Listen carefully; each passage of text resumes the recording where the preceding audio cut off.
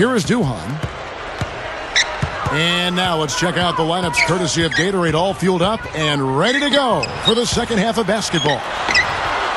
Setting the floor for the Clippers. Blake Griffin and DeAndre Jordan, they're inside. Boyle is out there with Chris Paul, and it's Butler in at the 3 spot. Well, when the Magic first came into the NBA in 1989, they had some difficult years, as you would expect from an expansion team. But they've had a lot of success over the years with guys like Shaquille O'Neal and Dwight Howard, and they've built a really good, strong culture over the past decade. Clippers leading by 4. Griffin. That doesn't go either for Griffin. Very poor shot selection there, guys. So Orlando going with an almost entirely new group here. Glenn Davis is checked in for Anderson. Turkoglu comes in for Quentin Richardson. Jason Richardson is checked in for J.J. Redick. And Jameer Nelson is subbed in for Chris Duhan. And the Clippers have possession. 4-point game. You're right, Steve. Orlando has built an identity with that. And Clark, I'm sure you'd agree. Yeah, no question about it. I mean, they've had a pair of extremely talented centers in their short tenure as a franchise and have done a good job building around those centers. We're thinking of, obviously, Shaquille O'Neal and Dwight Howard currently, though they've yet to be able to get a title out of it. Yeah, exactly. The Magic trailed by 6. Now, here is Nelson. He has 5. That's good.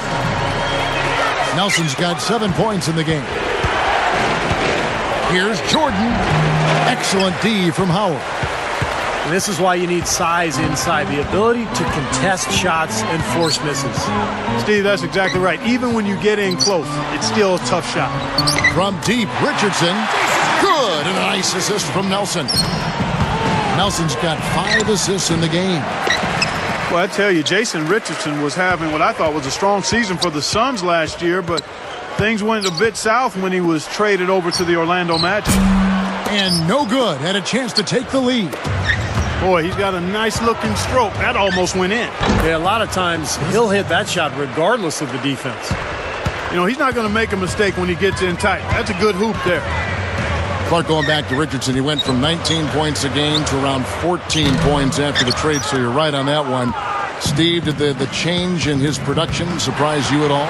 Not really, Kevin, because he went from playing with Steve Nash to Dwight Howard, and it's a different style. And you're going to get some open looks off of the double team of Dwight Howard, but there's nothing like playing with Steve Nash. You're playing a high pace. You're getting open look after open look in transition and in the half court. There's no better player to feed off of in the NBA than Steve Nash. And that one falls for Paul. You know, folks can debate who the best point guard is in the league forever. I mean, but no matter which way you slice it, Paul is on the short roll call list. Kenyon Martin is checked in for the Clippers. Simmons comes in for Caron Butler. Back to Nelson for the tie. Nelson with another miss. Clark, you mentioned Paul, and he and Deron Williams, I think, will always, be compared head-to-head because of where they were taken. Steve, I know you've done your own personal analysis of those two guys, and won the other game. They're always going to be very close, I think, though, in so many ways. Well, I'd take either one of them to lead my team, but if I had my choice, I think I would still go with Deron Williams, even though Paul has probably gotten more publicity over the years. Williams is bigger and stronger, which I like defensively, and I think he's a better shooter as well. Down to 5 on the shot clock. The 3, the offensive rebound, out to Nelson. Hits the jumper in space. Nelson's got 6 in the quarter. And right now, he can do no wrong. Everything's working for him this quarter. Richardson is tagged with the reach. That'll be his second foul of the game. And a foul called on the shot. Got him on the way up that time, so he'll shoot 2 right here. Catching up on the changes for the Clippers. DeAndre Jordan's checked in for Griffin.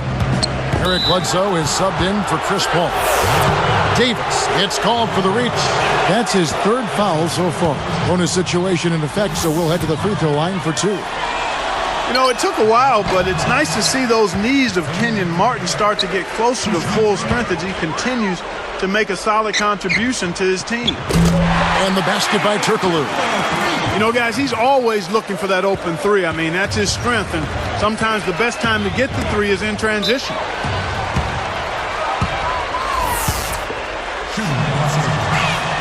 And the first one at the line is good.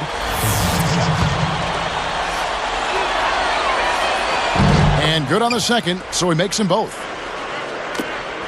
We've got 1:23 left to play in the third.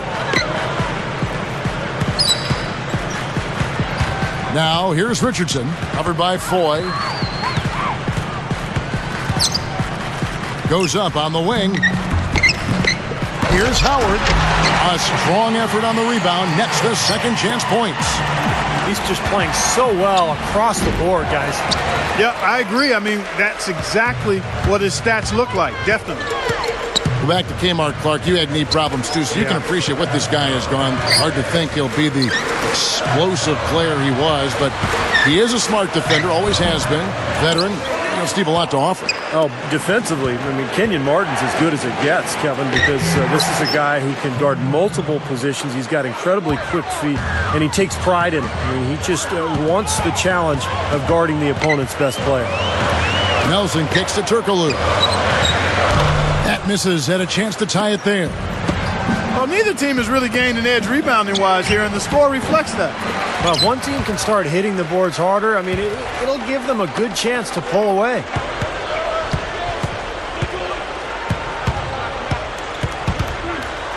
And a slam dunk by Richardson. You know, for a player with his explosiveness, that was ATM time. Cash, money, the easy way. Yeah, that kind of defense is not going to cut it against him. Cash, money. I like that, Clark. And here's the intentional foul, but you know it's coming here at a very inopportune time. Yeah, that's a bad play there. I mean, that can really cost you the game. You've got to be smart when you make those intentional fouls. And the second free throw, good. And now the first timeout called here for the Magic. They've already picked up a number of fouls here, and they're in the penalty. Not a good sign. They need to focus on moving their feet, keeping their hands up, and defending without fouling. And here's Turkoglu for three. And at the close of the third quarter, still a close game, and both teams putting up points in a hurry. The Clippers, 45.